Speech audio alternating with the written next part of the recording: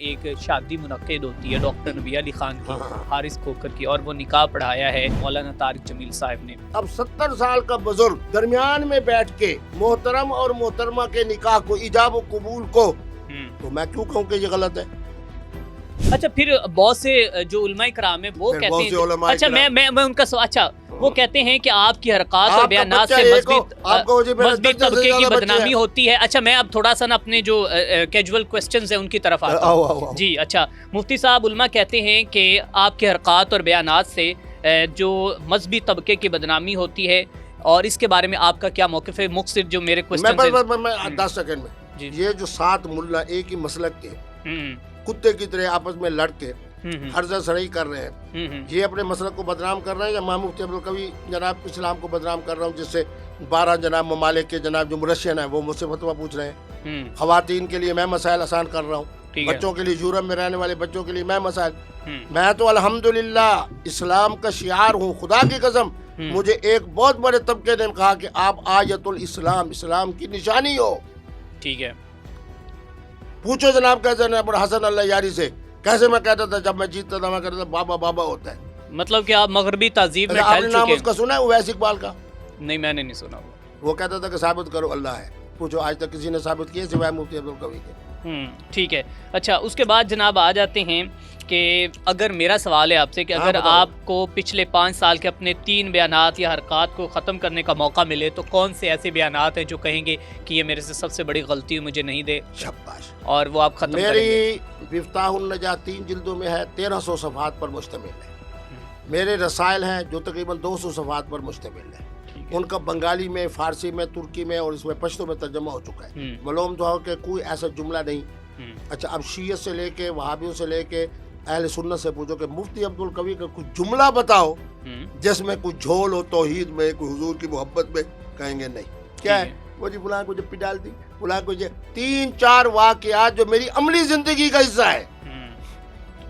ٹھیک ہے، اس قدر اہل قلم محدث اور فقیہ ہونے کے باوجود ایک جملہ قابل گرفت نہیں، خدا کی قسم۔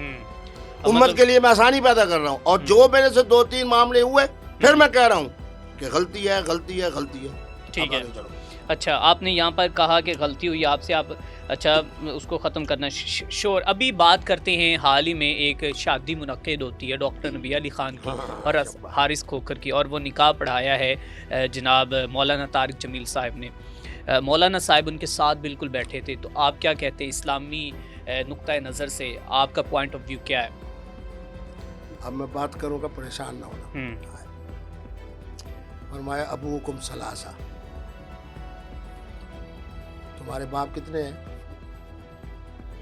3۔ ٹھیک ہے، من ولدک، حضور کا فرمان ہی سنا رہا ہوں، جی جی، اپنی بات تو نہیں کر رہا۔ نہیں، جس نے تجھے جنا وہ تیرا باپ۔ میرے ابھی بچوں سے بات ہو رہی تھی، جی جی، یہ وہ بچے خوش نصیب ہیں جو میری وجہ سے دنیا میں آئے، یعنی میرے بچے۔ ٹھیک ہے، فرمایا من زوجک، جو تمہارا داماد بن گیا، تمہاری بہو بن گئی بحیثیت سسر کے، تو بھی اس کا باپ ہے۔ ٹھیک ہے، اب تیسرا بتاؤں، گھبرانا نہیں۔ من علمک، جس نے مفتی عبدالقوی کی طرح اور مولانا طارق جمیل صاحب کی طرح تمہیں علم روحانی دیا ہے، علم دین دیا ہے، وہ بھی تمہارے لیے باپ کے درجے میں ہے۔ مجھے تو افسوس ہو رہا تھا ان کے نااہل بیٹے کے اوپر، پھر اس کو نہیں پتا کہ حضور کا کیا فرمان ہے۔ اب میں 70 سال کو کہہ رہا ہوں، 70 سال کا، 70 سال کا، 70 سال کا، 70 سال کا، 70 سال کا۔ مولانا طارق جمیل صاحب بیچارے بھی یہی کہتے ہوں کہ 70 سال کا۔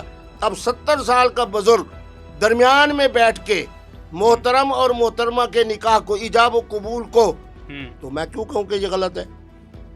تو آپ ان کے بیٹے کو پھر غلط قرار دیں گے؟ بالکل غلط کہہ رہا ہے، اس پاگل کو پتہ ہی نہیں، وہ بھی اپنے والد کی خود بدنامی کا باعث بنے ہیں۔ نہیں، مدرسوں میں پڑے ہوئے ہیں نا بیوقوف، اچھا، مدرسوں میں پڑے ہوئے ہیں، اس لیے اس کے مطابق جو کچھ ان بیچاروں کو اس حدیث کو پڑھیں۔ پھر سنا رہا ہوں، تمہارا پروگرام اسی وجہ سے وائرل ہوگا، اسی پر علماء سے بھی پوچھنا۔ ابوکم ثلاثہ، من ولدک، من زوجک، من علمک۔ مفتی عبدالقوی عالم ہے تو تمہارا باپ ہے، مفتی طارق مسعود عالم ہے تو تمہارا باپ ہے، مفتی طارق جمیل عالم ہے تو تمہارا باپ ہے۔ میرے نبی رحمت کہہ رہے ہیں ہم باپ کے درجے میں ہیں۔ خدا کی قسم میں ہمیشہ کہتا ہوں بچوں کو کہ میری شادی بھی ہو گئی، بچے بھی ہو گئے، بچوں کے بچے بھی ہو گئے، بچوں کے آگے بچے بھی ہو گئے، پر نانا بن گیا ہوں۔ ٹھیک ہے، میری بیٹی میرے ساتھ تم سیلفی بنا رہی ہو, ویڈیو بنا رہی ہو, تصویر, اپنا مستقبل دیکھو. میں تو بابے کے درجے میں ہوں. انما انا لکم, چلو دوسری حدیث بھی سنا دیتا ہوں, کیا یاد کرو گے؟ انما انا لکم بمنزلۃ الوالد, حضور نے فرمایا کہ میں تمہارے لیے والد کے قائم مقام ہوں. ہم اگر کہتے ہیں ہم حضور کے ممبر کے جانشین ہیں, محراب کے جانشین ہیں, پھر خدا نہ خواستہ مفتی طارق مسعود یا مفتی جناب کہتے ہیں اپنے مولانا طارق جمیل یا مفتی عبدالقوی کی اس عمر کے اندر نگاہ کمزور ہو سکتی ہے, جن کو اللہ نے دادا بنایا ہو, ازواج نیک بخت خواتین عطا فرمائی. مطلب آپ خواتین کے ساتھ جو عالم دین ہے ایک باپ کے درجے پہ وہ ساتھ بالکل چپک کے بالکل بیٹھ سکتا ہے, کیونکہ باپ ہے. ٹھیک ہے, سسر بیٹھ سکتا ہے, باپ بیٹھ سکتا ہے, معلم استاد بیٹھ سکتا ہے. میں کہتا ہوں مولانا طارق جمیل صاحب نے یہ بنیاد رکھ کر اس حدیث کو زندہ کیا ہے کہ انا لکم بمنزلۃ الوالد. اس حدیث کو زندہ کیا کہ ابوکم ثلاثہ من زوجک من علمک من ولدک. مطلب کہ نکاح پڑھانا ہی ایسے چاہیے درمیان میں عالم دین یا جو کہ نکاح پڑھانے والا. میرے بچے اگر تمہارے جیسا کوئی بچہ ہے, نہیں میں ویسے آپ کہہ رہے ہیں میں بتا رہا ہوں نا, مسئلہ بتا رہا ہوں نا, سنو نا. جی جی, اگر کوئی شیطانی ذہن کا بچہ ہے اس کے لیے جائز نہیں. ٹھیک ہے, اگر ایک آدمی مصلح ہے, مبلغ ہے, داعی ہے, اس کے پوتے, اس کے نواسے اس سے زیادہ عمر والے ہیں جن کا وہ نکاح پڑھا رہا ہے, تو اگر باپ ہو کے درمیان میں بیٹھ گیا تو یہ بھی عین اسلام ہے. ٹھیک ہے. اچھا, اس کے بعد جو کہ ڈاکٹر نبیہ نے لہنگا بتایا 1.5 کروڑ کا. یار میں کسی کی ذات پہ ٹھیک ہے, اوکے ٹھیک ہے. اچھا, اگر لوگ مجھے 17 لاکھ کی گھڑی دیتے ہیں اور 3 لاکھ کا 75,000 کی اینک دیتے ہیں, اور الحمدللہ میں تمہیں آج بتا رہا ہوں 2006 سے لے کے آج تک مفتی عبدالقوی نے اپنے رزق کے حلال سے 1 روپے کی چیز نہیں خریدی. سوٹ پہن کے بیٹھا ہوں, یہ بھی تحفہ ہے, یہ بھی ہدیہ ہے. ٹھیک ہے. آپ کا ذریعہ معاش کیا ہے ویسے؟ میں الحمدللہ 6 مربع زمین کا مالک ہوں. الحمدللہ میرا ایک کلینک کا کرایہ 4,20,000 روپے آتا ہے.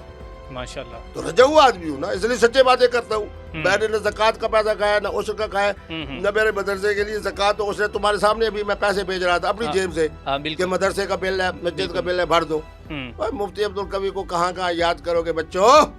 ٹھیک ہے, قوم میرے ساتھ کھڑی ہے, امت میرے ساتھ کھڑی ہے, انسانیت میرے ساتھ کھڑی ہے, نوجوان نسل میرے ساتھ کھڑی ہے. اچھا مفتی صاحب, یہ تو آپ نے بتا دیا کہ مطلب کہ ایک مفتی, ایک عالم دین جو باپ کا درجہ رکھتا ہے ساتھ بیٹھ سکتا ہے. اس کے بعد ایک اور بھی سوشل میڈیا پر ابھی بڑی جو کہ ڈسکشنز جاری ہیں, چہم گوئیاں جاری ہیں کہ 27ویں آئینی ترمیم جو آئی ہے اس کے بعد صدر مملکت اور فیلڈ مارشل کو استثناء مل گیا ہے. مین دیٹ کہ وہ کوئی بھی جرم کرتے ہیں تو انہیں اس کی سزا نہیں ملے گی.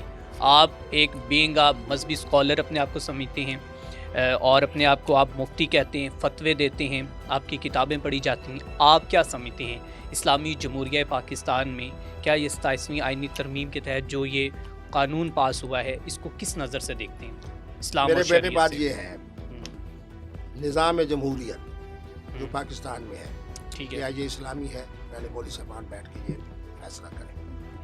پھر فارم 45 کی بجائے 47 سے منتخب ہو کے پہنچنے والے, یہ اسلامی ہے؟ مفتی تقی عثمانی صاحب بڑا نام ہے, میں ہر ایک کا بڑا احترام کرتا ہوں, ان کو مفتی اعظم بھی کہہ رہا ہوں. وہ کتنے حکیم اور دانا آدمی ہے. صدر پاکستان جو بیچارے مرنے کے قریب ہے, اللہ کرے اگلا سال 2026 31 دسمبر سے پہلے زندہ رہے, ان کے بارے میں تو ان کو تکلیف ہو رہی ہے. جو ہمارے اصل حکمران ہیں اور جن کی قیادت اس وقت حضرت حافظ سید عاصم منیر شاہ صاحب کر رہے ہیں, ان کے بارے میں انہوں نے کوئی جملہ بولا؟ ایک بار.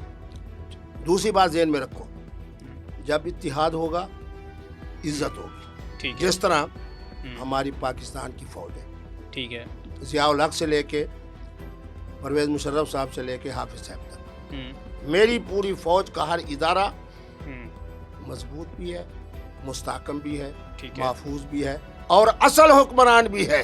یہ میں مفتی عبدالقوی آج سے نہیں کہہ رہا, بڑی بڑی جرت کی بات ہے, 82 سے میں کہہ رہا ہوں. جنرل ضیاء الحق صاحب نے کو میں نے کہا کہ تمہارا آپ کا ماٹو ہے لا خوف علیہم ولا هم یحزنون. اس سے بڑا ان کے لیے کیا سہولت ہو سکتی ہے؟ مفتی تقی عثمانی صاحب کو تو یہ استثناء نظر آ رہا ہے, اور وہ بھی بیچارے صدر پاکستان کے بارے میں جو اس کا پہلے بھی جناب کیسے وہ ہو چکا ہے. مطلب آرمی چیف کے بارے میں انہوں نے نہیں کہا, کوئی بات نہیں کی. کیوں؟ اس لیے کہ وہ سمجھتے ہیں. بات یہ ہے کہ میں 2 باتیں کہہ رہا ہوں, یہ جائز ہے یا نہیں, مجھے بس یہ بتا دیں. بالکل وہ شخص جو آپ کو اس قدر تاریخی کامرانی اور کامیابی عطا فرمائے کہ امریکہ کا صدر بھی اس کا جناب وزیر خارجہ نظر آئے, تو اس کو یہ اعزاز ملنا چاہیے.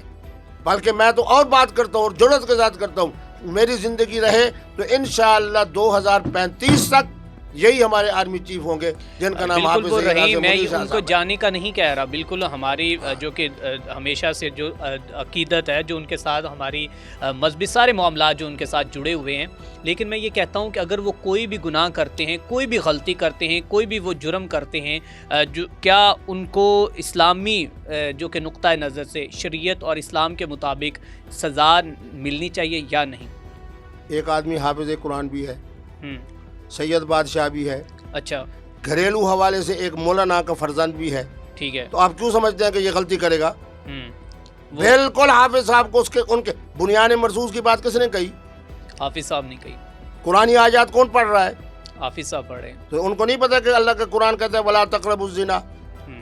ان کو نہیں پتا کہ جناب کیسے نے 1 روپے کے اندر اگر انہوں نے جس طرح ہمارے سن لو جس طرح ہمارے سیاستدانوں نے بے دردی کے ساتھ اس ملک کو لوٹا ہے, ان کو نہیں پتا, انہوں نے قرآن میں نہیں پڑھا کہ 1 روپے جو اسلامی ریاست سے لوٹا جائے گا تو اس کی کیا سزا ہے.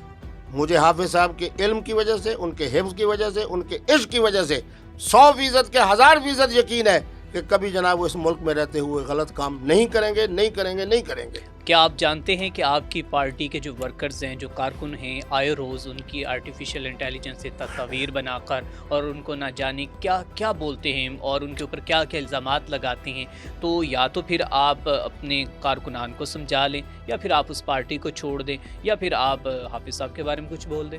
میرے بیٹے تم نے چائے پی ہے نا, اب تمہارا دل کھلا ہے, دماغ بھی کھلا ہے. بات یہ ہے کہ میں کہہ رہا ہوں قائد محترم عمران خان, میں کہہ رہا ہوں کہ میرا قائد وہ ہے جو ہر وقت باوضو رہتا ہے, تسبیحات اس کی تسبیح پہ جاری رہتی ہے, گناہ سے وہ دور رہتا ہے, ٹھیک ہے, 5 وقت کا نمازی ہے, امانت و دیانت کے حوالے سے میں اپنی آنکھوں سے گواہ ہوں.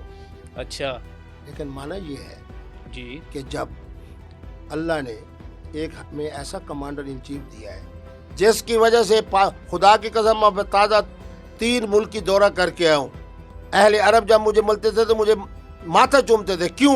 ان کو پتہ تھا کہ میں حافظ صاحب کی تائید میں ہوں. مجھے کیا کہتے لگے کہ نحن خدام, ہم حرمین شریفین کے خادم ہیں, وانتم محافظون. آج حافظ دیکھیں قیادت, آج خالد ابن ولید کو ہم کیوں کہتے ہیں کہ 36 جنگوں کے اندر ہم سلام پیش کرتے ہیں؟ کیوں؟ اس لیے کہ قائد تھے. حضرت فاروق اعظم کو کیوں سلام پیش کرتے ہیں؟ اس لیے کہ امیر المومنین ہے. سیدنا علی پاک کو کیوں سلام پیش کرتے ہیں؟ اس لیے کہ آپ خلیفۃ المسلمین ہیں. اعزاز تو اسی کو جاتے ہیں نا جو کمانڈر ان چیف ہو. ٹھیک ہے. آج اگر عالم عرب کے اندر, اور آپ کو ایک بات بتاؤں, ترکی تک, مصر تک جن کی اچھی بڑی فوج ہے, آج بھی وہ سمجھتے ہیں کہ عالم اسلام کا جغرافی حدود کی اگر کوئی محافظ ہے تو وہ صرف پاکستان کی فوج ہے. اچھا, ٹھیک ہے.